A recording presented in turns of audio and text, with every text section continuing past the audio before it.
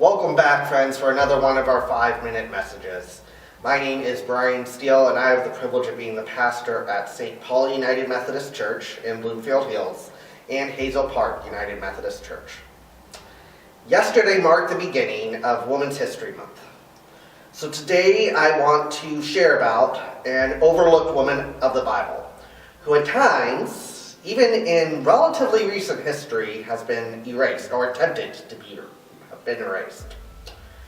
Her name is Junia, and she comes to us in the blink of an eye in Romans chapter 16.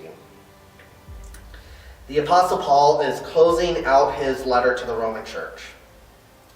And toward the end of this letter, he tells them, hey, say hello to all these different people, all these different church leaders who he knew and were leading the ministry there. Two of these church leaders were Andronicus and Junia, who Paul writes that they were prominent among the apostles and were following Christ before he was. Junia is a feminine name, and she is declared an apostle. And this is important.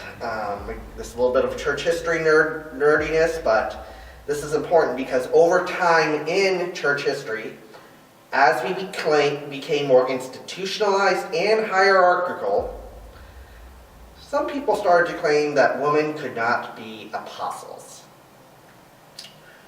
And yet here's, right in our Bible, Junia, a woman, a clearly feminine name, being declared an apostle.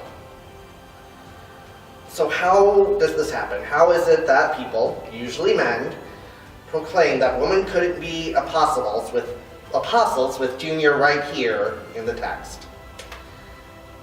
Friends, I think it comes down to bias and preconceptions that we all hold as humans. Because I shared previously on here that we're all human. We all have bias. It's part of our unfortunate human condition. And that bias leads to preconceptions about people.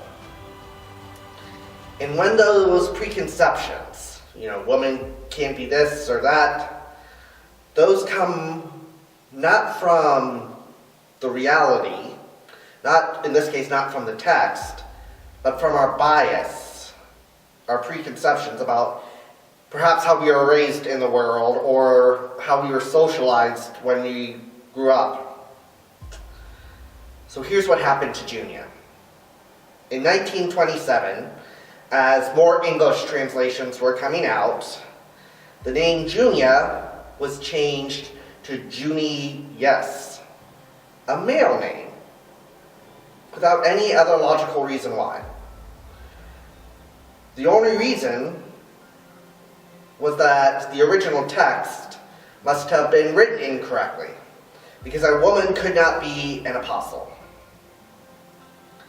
That was a preconception they brought to the text that impacted their interpretation of it. Their preconception kept them from acknowledging someone who was quite possibly, if not likely, commissioned by Jesus himself for ministry. Because an apostle meant that they had witnessed Jesus in some form and that Jesus had called them to do the ministry. So Jesus, at some point, probably met Junia and called her to ministry. But the preconceptions of these future likely male translators, and the preconceptions and bias that they had about women and their leadership capacity kept one of the greatest leaders in the early church from being properly recognized. And just imagine how many women growing up 40 years ago, 50 years ago, 60 years ago potentially could have been encouraged toward becoming who God had called them to be if these translators had not succumbed to their preconceptions and essentially a sexist bias. This invention, it is an invention and creation of turning Junia into the male name Junius was ridiculous. Because the name Junius wasn't even a real name back then.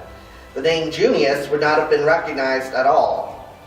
There have been Greek scholars, because the New Testament was originally written in mostly Greek, and Greek scholars have searched and searched, and the name Junius did not exist at this time. But the name Junia sure did. That was even a common name. So friends, it's instances like these why we should learn and celebrate Women's History Month. Because we've overlooked and even silenced too many women who God has called into positions of leadership across all facets of life. When we are saying a woman can't be this, can't be that, that's not God speaking. That's a patriarchal and sexist culture. We need to remember Junia and countless others for who they were. It calls us to see past someone's gender, someone's past social standing, or any even cognitive abilities, and see them as someone who God has gifted to make a difference for eternity. And friends, this is good news for everybody. So let's engage with some women of power this month. Let's read stories about them. Our spiritual life will become not only stronger if we do, but I think our world will actually become a more whole place too.